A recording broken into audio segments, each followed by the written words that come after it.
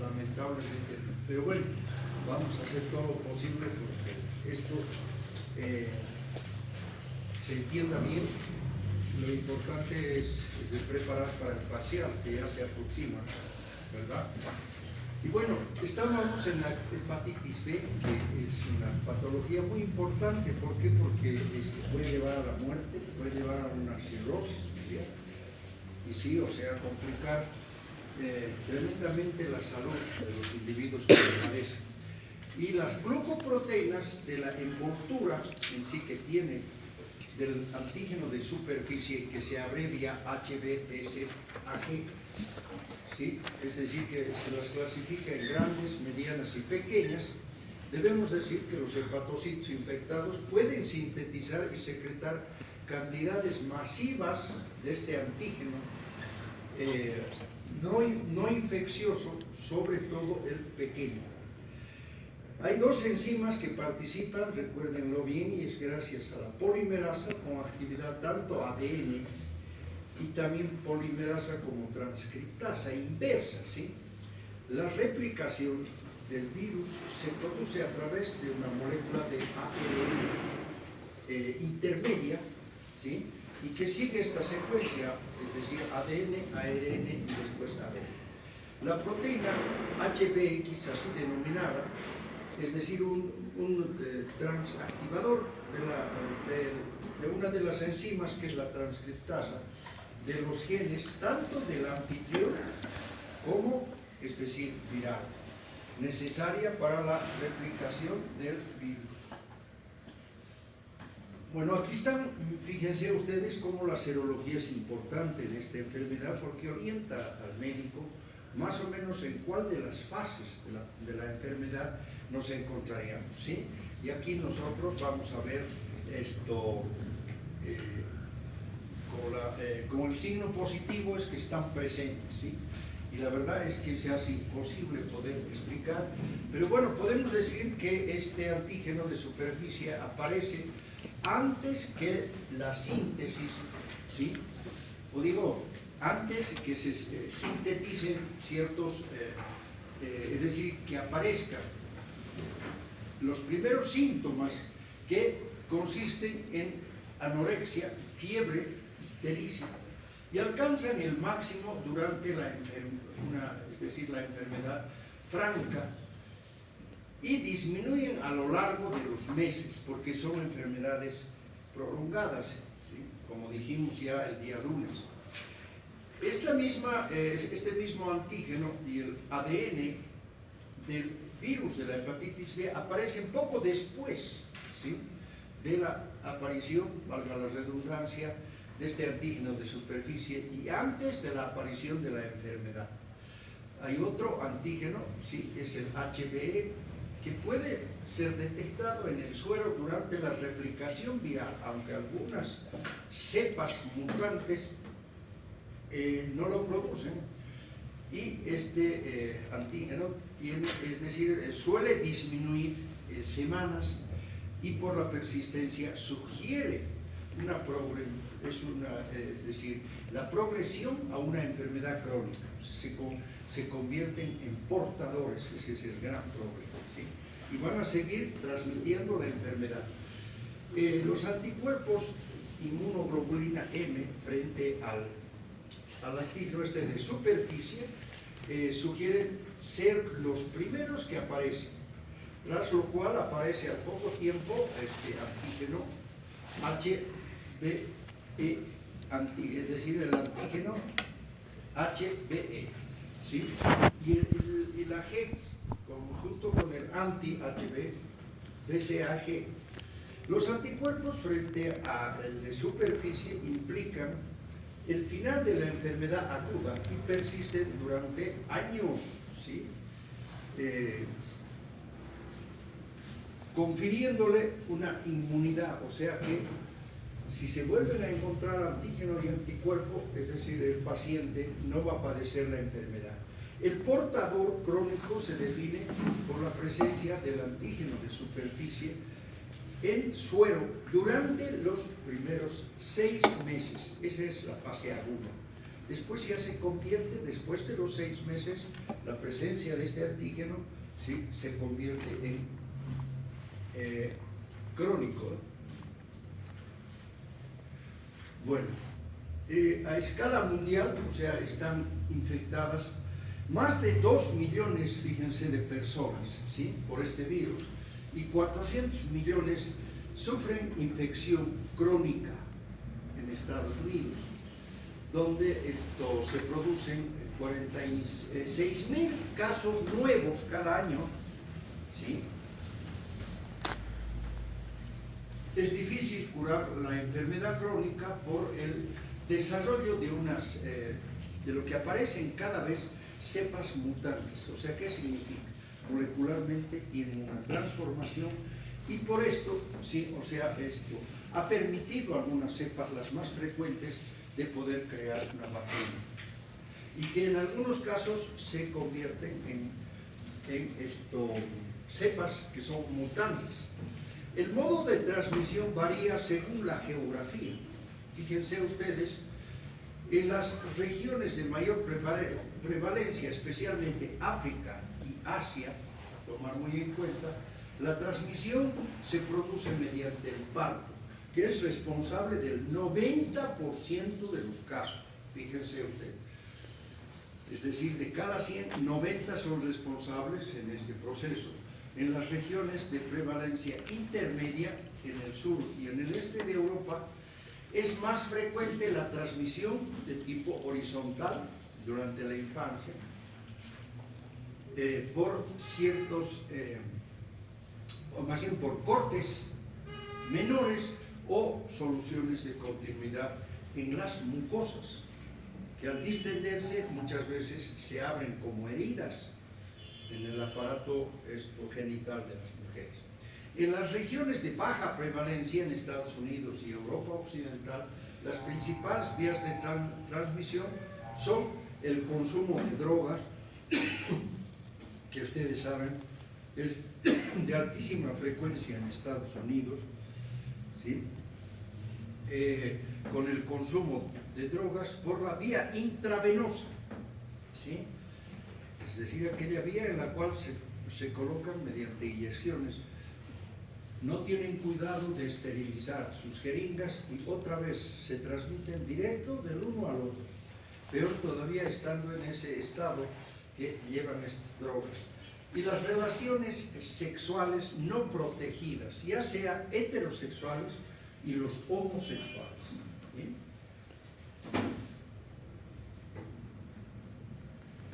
Pasamos al virus de la hepatitis C, tercer virus, y debemos de decir que es un virus ARN monocatenario con envoltura.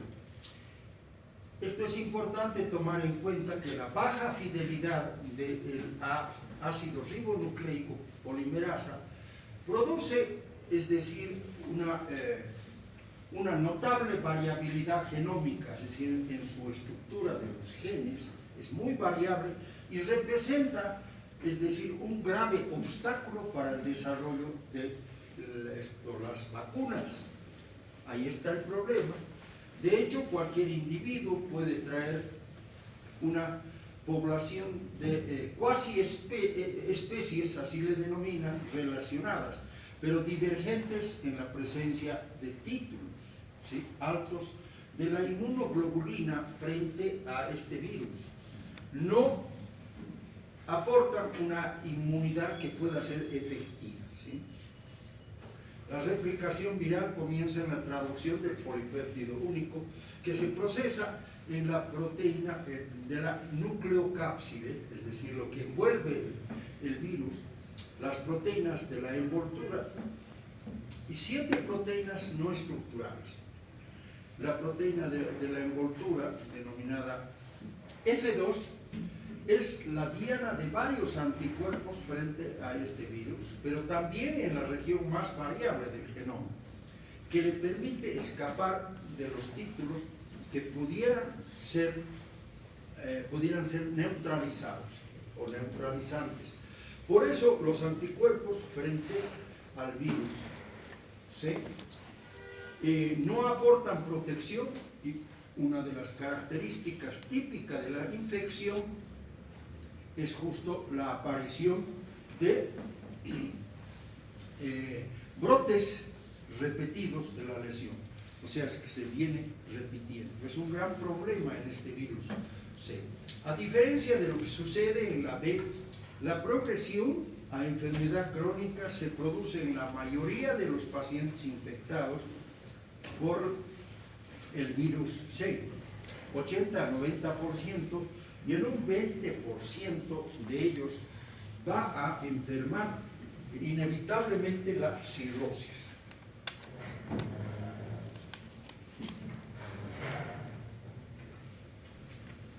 Aquí tenemos lo de la hepatitis C, que igual que como sucede en las lesiones hepatocelulares, son mecanismos inmunitarios que todos tenemos, aunque las respuestas inmunitarias celulares no consiguen erradicar por completo las infecciones, ¿sí?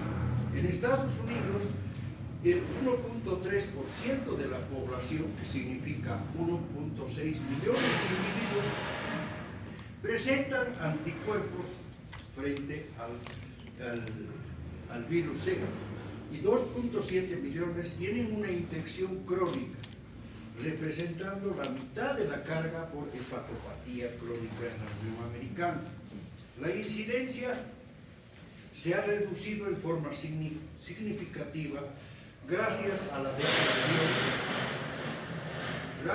detección selectiva. Ahora esto de las donaciones de sangre no es tan libre como antes, sino que se hacen exámenes, test, para ver que no haya incompatibilidad primero de grupo, pero además que no contengan estos virus, y que por la sangre podemos transmitirlos con una facilidad increíble, ¿sí?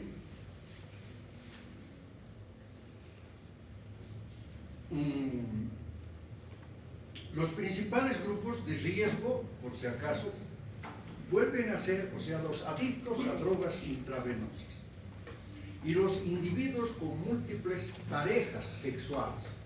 No se contentan con una, sino que van teniendo y van transmitiendo la enfermedad, ¿sí? Se detecta ARN en la sangre durante 1 o 3 semanas durante la infección activa, en coincidencia con la elevación de qué elemento. Ya hemos visto en la primera clase la elevación de las transaminasas. Recuerden ustedes, son también marcadores. En la fase aguda solo 50-70 de los pacientes tienen anticuerpos, aunque el 90% de los pacientes con enfermedad crónica acaban desarrollándolos. La infección crónica se puede curar, es decir, con tratamientos antiguos todavía se utiliza el interferón, que se abrevia IFNO, y la ribavirina. Pero los tratamientos más novedosos frente a la proteasa vírica y la polimerasa pueden conseguir niveles indetectables del virus en la inmensa mayoría de los pacientes. Pasamos a la hepatitis T, sí, que es un virus ARN defectivo que puede replicarse y producir infección, ¿sí? Solo cuando se encapsula por el antígeno de superficie. Por tanto, la infección de este virus se la puede desarrollar cuando existe una infección concomitante con el virus B. Esto es importante. O sea, para que puedan infectarse por el D, primero tienen que haber padecido el B. En esto hay una combinación y una simbiosis que llama la atención, pero recuérdenlo bien. Entonces, B y D tiene mucha relación. La coinfección aguda por el VHD y por el VHB cursa con una hepatitis que va desde una leve hepatitis hasta una que es fulminante y que pues es fatal. Pero es raro que se cronifique, ¿sí? La comparación, en comparación, la sobreinfección por el D de un portador de VIH, o digo de VHB, no reconocido, o de un paciente con una infección crónica por el virus de la hepatitis B, determina la erupción de una hepatitis aguda, que con frecuencia se convierte en una enfermedad crónica e inclusive, recuérdenlo ustedes, puede llegar hasta la cirrosis. A nivel mundial, 5% de los 300 millones de individuos infectados por el B, que son 15 millones, se coinfectan por el virus T. La prevalencia es elevada entre el 20 y el 40%, especialmente en África, ¿sí?, en Oriente Medio, Italia. Y esto también se habla que, es decir, en la cuenca amazónica. Nosotros tenemos una parte, acuérdense, en la zona norte, tenemos una parte de la Amazonía, ¿no? Por eso que nos llega. Es poco frecuente en Estados Unidos, el sudeste asiático y también en la China. Bueno, aquí tenemos lo de la D, pero lamentablemente, fíjense ustedes, la pésima calidad de este reproductor, esto no va a permitir el que podamos repasar. Tiene una envoltura, la única proteína producida por el virus, es un conjunto de polipéptidos, ¿sí?, internos, llamado antígeno, ¿sí?, asociado a el ARN monocatenario, circular, pequeño. La replicación del virus necesita de la actividad del ARN polimerasa del anfitrión. El ARN de este virus aparece en la sangre y el hígado antes y durante la infección sintomática del ataque agudo inicial. La presencia de la inmunoglobulina M, acuérdense, estos son los anticuerpos, frente a este virus indica exposición reciente, ¿sí?, la presencia de anticuerpos, inmunoglobulina M, ¿sí?, frente al antígeno de superficie, se sugiere una coinfección aguda por el virus B, ¿sí?, mientras que la presencia del de superficie sérico indica una sobreinfección. Las vacunas frente al virus B pueden presentar la infección por el virus es decir, de tipo T. El virus de la... pasamos a ver, recuerden entonces, según el orden de las letras, hasta cierta parte, acuérdense, es así. Ahora correspondería ver el de la hepatitis E, el virus de la hepatitis E. Y se abrevia VHE, es un virus ARN monocatenario con envoltura. Se transmite por la vía enteral, o sea, mediante el pinchazo, a través de las agujas, ¿sí?, con varios reservorios animales. Y tenemos los monos, los gatos, los cerdos y los perros. Se han descrito epidemias en Asia, México y África. También es endémico donde en la India, donde el 30-60% de los casos de hepatitis aguda se relacionan con este virus.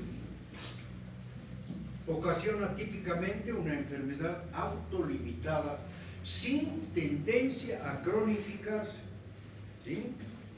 Se asocia en una elevada frecuencia, 20%, ¿sí?, de esta, es decir, con la hepatitis mortal. ¿En qué grupo? En el grupo de las embarazadas. La transmisión directa es una de las vías más importantes en la transmisión de la hepatitis E. El antígeno de este virus se encuentra en los hepatocitos durante la infección activa y puede detectar, es decir, variantes y ARN donde en las heces y el suero antes de la aparición de los síntomas. El posterior desarrollo de la inmunoglobulina G frente a este virus aporta protección para toda la vida frente a la reinfección.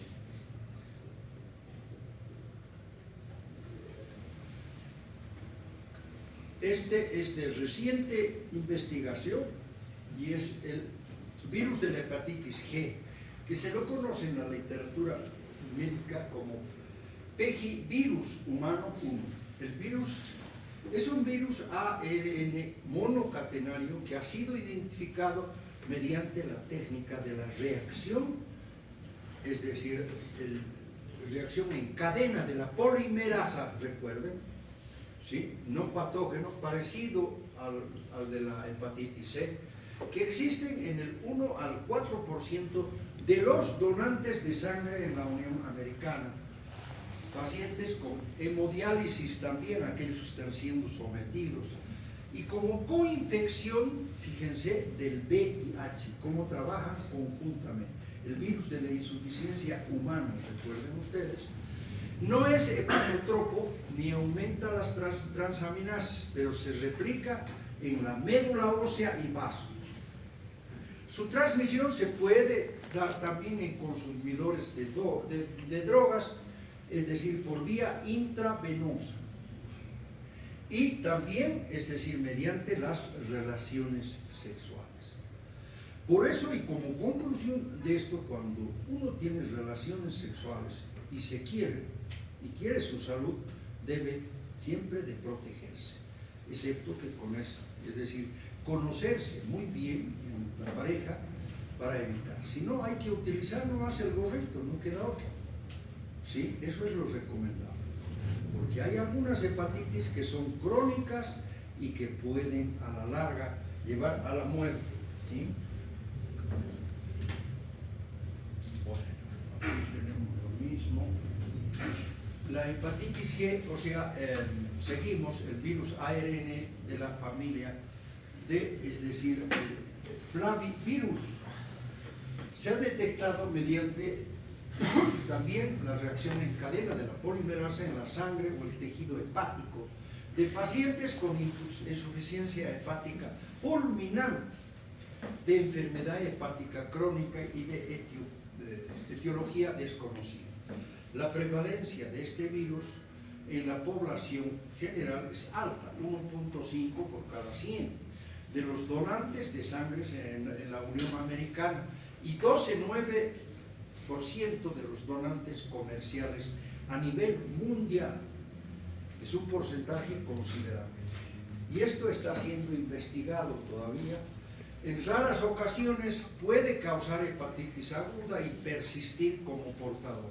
Sin embargo, existe hasta ahora poca evidencia de que la infección crónica produzca inflamación hepática o cirrosis, que son de las varias complicaciones que hacen que la persona pierda su salud o que se asocie con el carcinoma hepatocelular.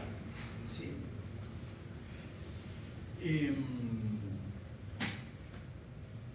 La presencia del ARN, este virus, en estos pacientes probablemente indica una infección que le denominan concurrente como resultado de una transfusión. ¿Sí? Es decir, la transfusión previa de hemoderivados, no siempre es de sangre completa, ¿no es cierto? Más que como un agente causal de una hepatopatía crónica. Es una patología muy infrecuente, produce una infección viral, solo se ha documentado casos aislados en la India, Reino Unido, Italia y Francia. Lo poco que se sabe es que tiene un ADN monocatenario y que en un principio se le catalogó como variantes inclusive del virus B. Este virus es un virus ARN de la familia flavivirus. Se ha detectado mediante, es decir, la reacción en cadena de la polimerasa en sangre o en el tejido hepático de pacientes con insuficiencia hepática fulminante, de enfermedad hepática crónica de etiología desconocida. Tenemos por último este virus denominado TT, ¿sí? Es un virus ADN monocatenario sin envoltura que comparte características con los parvovirus y los circovirus, ¿sí? Al igual que el virus G, se han detectado mediante la reacción en cadena de la polimerasa en la sangre y el tejido hepático de pacientes con insuficiencia hepática fulminante o hepatitis crónica de etiología desconocida. Sin embargo, también se ha detectado en la sangre hasta el 10% de la población general y hasta el 50% en pacientes con etiologías o más en patologías no seleccionadas. Actualmente no hay una evidencia de que la viremia crónica por este virus sea responsable de la inflamación hepática, la cirrosis o el desarrollo eventual, como en muchas hepatitis, de carcinoma hepatocelular. Vamos a entrar a ver la correlación que hay entre los síndromes, es decir, ver los síndromes clínico-patológicos de las hepatitis virales. Y tenemos que la infección por cualquiera de los virus que tienen destino, son atraídos por el hígado, puede ser sintomática o asintomática. Esto no en todos los casos es sintomática. Muchos de ellos clínicamente la verdad que son silentes. ¿Qué significa? No hay signos, alguna vez se sienten algunos síntomas. Es raro que que evolucionen de forma fulminante, ¿sí? Los estudios serológicos o marcadores serológicos y moleculares son la clave para el diagnóstico de la hepatitis viral. Son un instrumento de gran ayuda para el médico que está tratando a ese paciente con alguna patología hepática. Y de diferenciar los distintos tipos también, porque cada uno de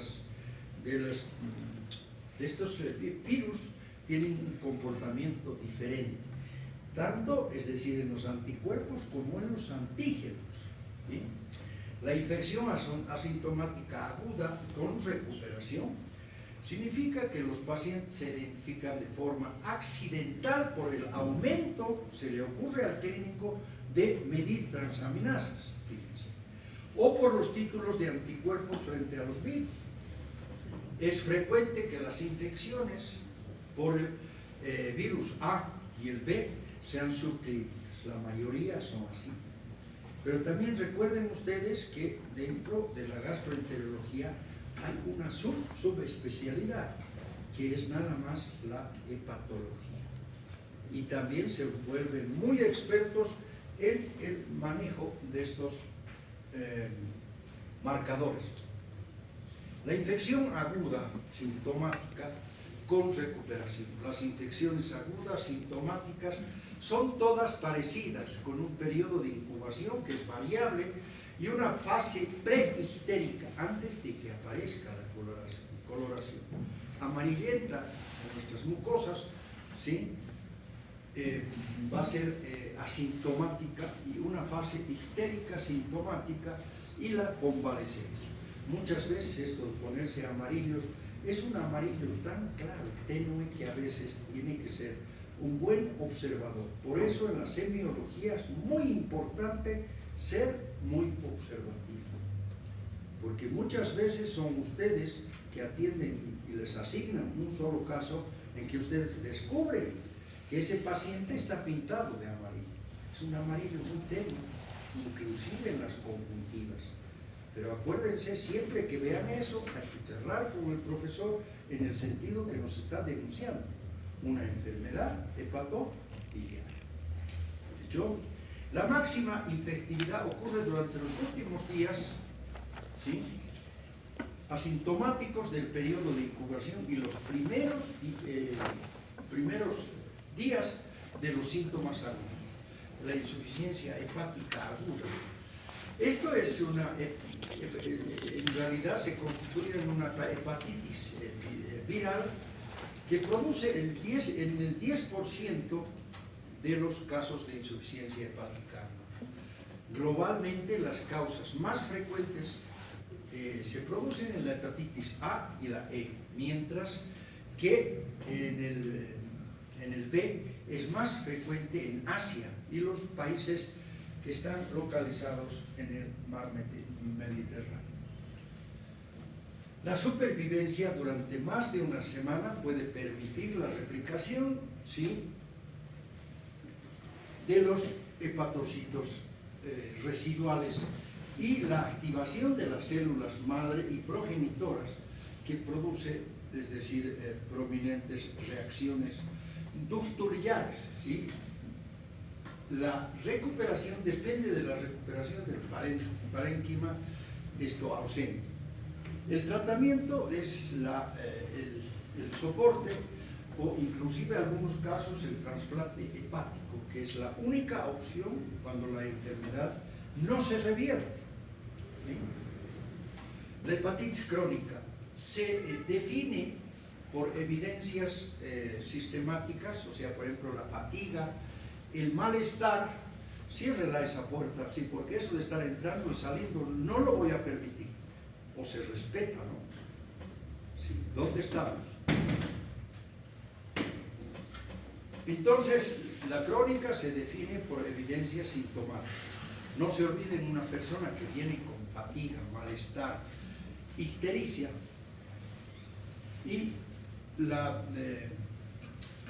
bioquímicamente vamos a tener que ver el suero, la lesión hepática mantenida durante más de 6 meses, no se olviden, le ponemos el rótulo de, es decir, una hepatitis crónica, más de 6 meses.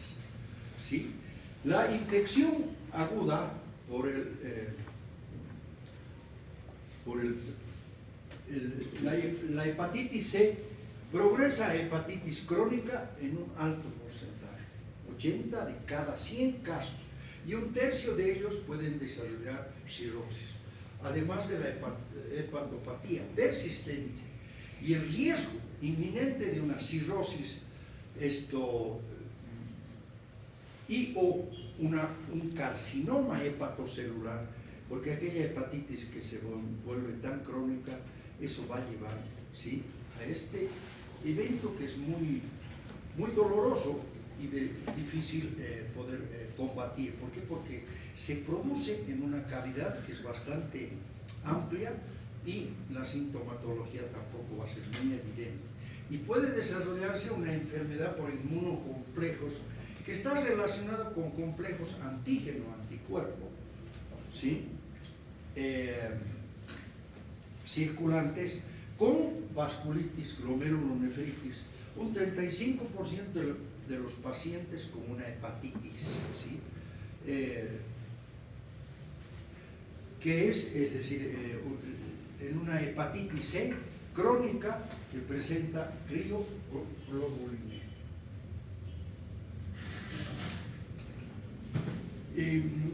Continuamos con esto de los síndromes clínico-patológicos y podemos decir cuál es decir, el estado de portador. Es muy importante definirlo. Y un portador alberga y puede transmitir la hepatitis, pero no tiene síntomas manifiestos. Este estado incluye al paciente con enfermedad crónica y pocos o ninguno, ¿sí?, es decir, no va a afectar a otros sistemas, a los que no tienen efectos adversos o tienen pocos, ¿sí? Eso se refiere a los portadores sanos. En el caso del virus B, los portadores sanos no tienen el antígeno de superficie, pero muestran un antígeno B, pero de la variedad E, ¿sí?, unas concentraciones normales de aminotransferasas séricas en bajas concentraciones del virus B, el suero, y una biopsia hepática sin inflamación ni tampoco una necrosis que vaya a llamar la atención al patólogo. En Estados Unidos las infecciones por el B en adultos no suelen producir un estado de portador sano, no se ve. Por el contrario, más del 90% de las infecciones por el virus B adquirida en fases precoces de la vida en áreas endémicas que cursan como portadores sanos, ¿sí? Y aquí, o sea, tenemos cortes histológicos donde podemos distinguir, estos son hepatocitos aparentemente sanos, pero fíjense, estos pálidos, ¿sí? Y son como muestras, como huellas que el patólogo puede aportar de que, es decir, ha habido o hay una infección por el virus de la hepatitis B. Y se llaman las células como el vidrio esmerilado. Ustedes, si se imaginan, el vidrio esmerilado es aquel vidrio que se ve muy opaco, es decir, que no se puede ver qué cosa hay detrás. Y entonces, este denominativo lo han puesto por ese aspecto, son eosinófilos con un núcleo central, pero que son así muy difusos, ¿sí?, en su coloración. Esto ya es como una huella que deja el virus, ¿sí?, de la hepatitis B. El VIH y las hepatitis víricas crónicas, la similitud de los modos, esto es muy importante, la similitud en los modos de transmisión, ¿sí?, y riesgos condiciona que la coinfección del VIH y el virus de la hepatitis sean frecuentes. Un 10% de los pacientes infectados por el VIH están infectados también por el virus B, ¿sí?, y un 30% por el virus C, lo que con frecuencia se traduce en una hepatopatía, por supuesto, mucho más agresiva, ¿sí? La hepatitis crónica es una causa mayor de morbimortalidad en los pacientes infectados por el VIH. Y la hepatopatía es la segunda causa de muerte, ¿sí?, más frecuente en el síndrome de inmunodeficiencia adquirida o conocida por SIDA. Y entramos un poco a la morfología. Ya les he descrito estas células que son características de la hepatitis, no exclusivas, pero sí nos dan una pauta, ¿sí?, de estas células en vidrio esmerilado. La mayoría de los cambios morfológicos son comunes a todos los, es decir, en todos los virus hepatotropos, que significa que van a ir a parar al hígado. Por eso se habla, es decir, hay un tropismo, una atracción de estos virus hacia la glándula hepática. Estas características son inespecíficas y pueden confundirse con las existentes en las reacciones también farmacológicas. Los medicamentos pueden provocar también este tipo de reacciones, o las hepatopatías también autoinmunitarias, al igual que se produce, por ejemplo, en el lupus, donde aparecen anticuerpos de diferentes tejidos. En esta enfermedad también puede aparecer, es decir, estas hepatopatías que están provocadas por nuestro mismo organismo y que desconocen ciertas células. A pesar de todo, unos pocos cambios histológicos pueden sugerir la presencia de algunos virus específicos. En el caso del virus B, los hepatocitos infectados pueden mostrar este aspecto de vidrio esmerilado, finamente granular, lleno de ¿qué? Del antígeno de superficie. El del C se encuentra con frecuencia agregados linfoides. ¿Ve cómo no se distingue? O si pueden ver algo aquí, sí, se ve, ¿ve? Estos puntitos que tienen el núcleo de color morado, ¿sí?, son agregados linfoides en el espacio porta, que se encuentran con frecuencia, ¿sí? Los cambios reactivos también en el conducto biliar y las regiones lobulares de éstasis macrovesicular.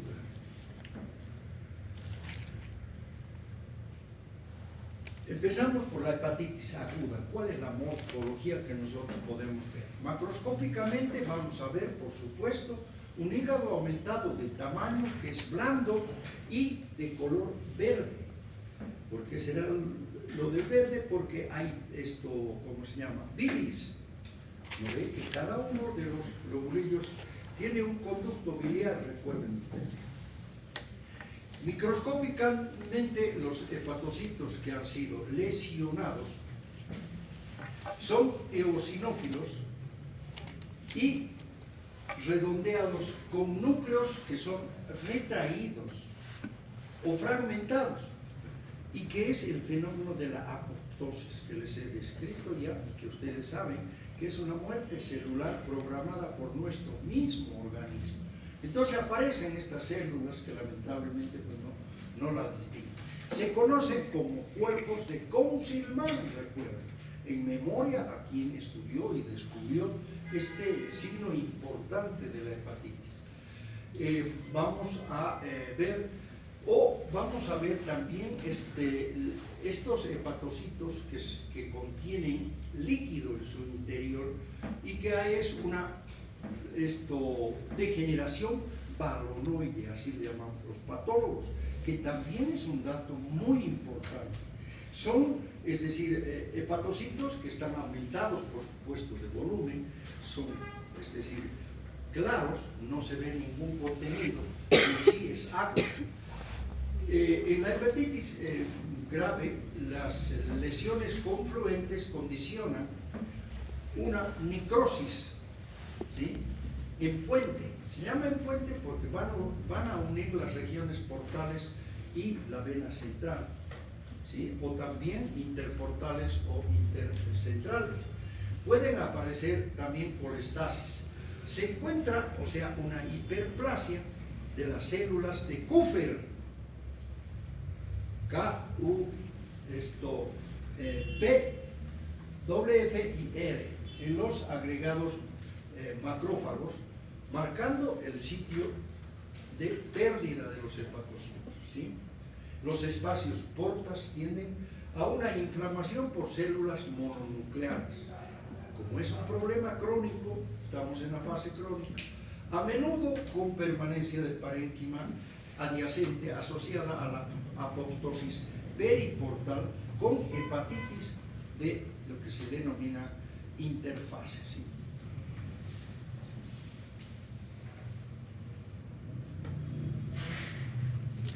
Hepatitis crónica, la histología varía de una lesión muy leve a una grave, inclusive la cirrosis. En la enfermedad leve, los infiltrados inflamatorios van a limitar a los espacios porta. La enfermedad progresiva se caracteriza por la extensión de esta inflamación que se convierte en crónica. Desde los espacios porta, con esta hepatitis de interfase, la unión entre las regiones portoportales y los portos centrales se denomina necrosis en puentes, ¿sí?, que es una reacción elemental del hígado frente a la agresión de estos virus. La pérdida continuada de hepatocitos determina la formación de estos tabiques, ¿sí?, fibrosos. La regeneración asociada de los hepatocitos provoca lo que viene a ser propiamente la enfermedad denominada cirrosis. La hepatitis fulminante, que tiene dos variedades, la necrosis submasiva y masiva. En la forma más grave es la forma de hecho más grave de la hepatitis aguda, con una rápida insuficiencia progresiva.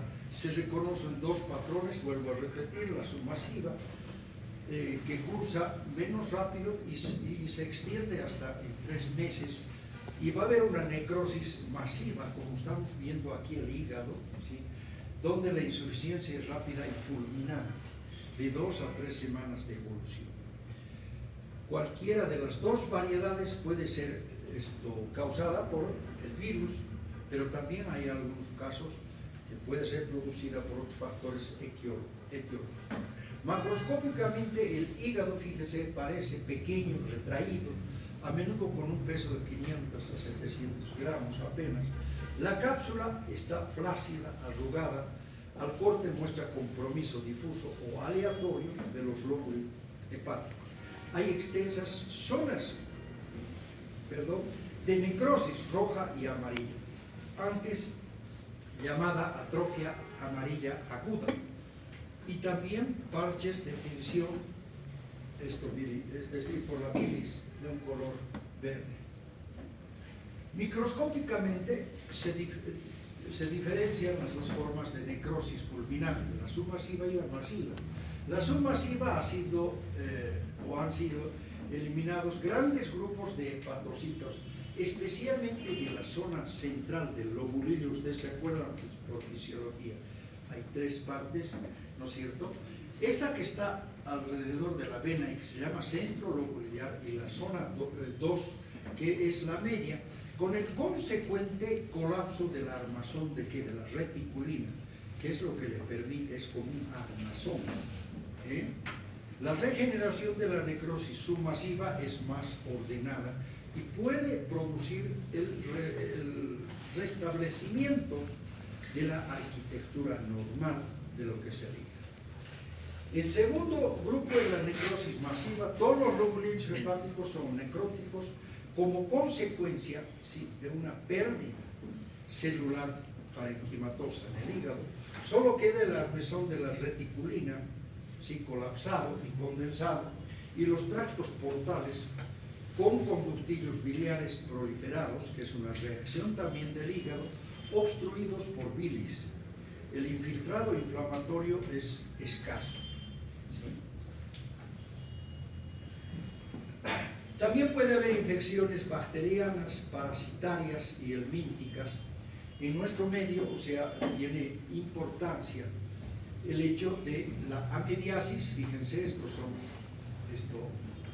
abscesos amebianos, la equinocosis o equinococos puede ser, el paludismo, ¿sí? Y también las parasitarias. Las infecciones bacterianas, parasitarias y las helmínticas, ¿sí? Los abscesos son infrecuentes en los países desarrollados y suele ser de origen bacteriano o candidiásico en algunos casos, cuando hay baja de defensa. Las fuentes son intraabdominales a través de la vena porta sistémica, que es por ahí por donde llegan estos microorganismos, por la irrigación arterial que tiene el hígado, el árbol biliar, extensión directa o lesiones penetrantes. Se asocian aquí clínicamente fiebre, dolor en el cuadrante superior derecho, hepatomegalia, que es dolorosa, y posiblemente ictericia. La mortalidad alcanza de cada 100, 90 mueren, gravísimo, ¿sí? Si no se trata adecuadamente y si no se drena la supervivencia mejora de forma espectacular si se trata con antibióticos en forma precoz. La ruptura de los quistes, por ejemplo, en los equinocócicos, puede precipitar una diseminación sistémica del germen es decir, la cavidad abdominal, y provocar un shock de origen inmunológico que es gravísimo. La hepatitis autoinmunitaria tiene su gran importancia porque ha ido incrementándose este tipo de hepatitis. Y es crónica progresiva que a menudo se asocia a una poderosa predisposición genética en este caso. O sea, venimos programados. En los pacientes de raza caucásica existe una frecuente asociación, ¿sí?, en el alelo que se denomina estas abreviaciones de RP1. La hepatitis A puede precipitarse con infecciones virales o fármacos también que pueden ser componentes de otras enfermedades autoinmunitarias. Por ejemplo, pacientes es decir, tienen una artritis reumatoidea, un síndrome de Sjögren o de Sjögren, o el lupus, o una colitis ulcerosa, hay que pensar en esta posibilidad. Y la hepatitis A puede encontrar todo el espectro histológico de las hepatitis, pero son característicos los acúmulos de células plasmáticas, porque acuérdense que hay una reacción antígeno-anticuerpo. ¿Y cuál es la célula específica? Aparte de los neutrófilos, son las células plasmáticas o plasmocitos. Predomina en las mujeres 78% con aumento de concentraciones de la inmunoglobulina sérica. Es decir, sin marcadores séricos, la infección viral. Y la hepatitis A se clasifica en función de los patrones de autoanticuerpos. En Estados Unidos el tipo 1 es el más frecuente.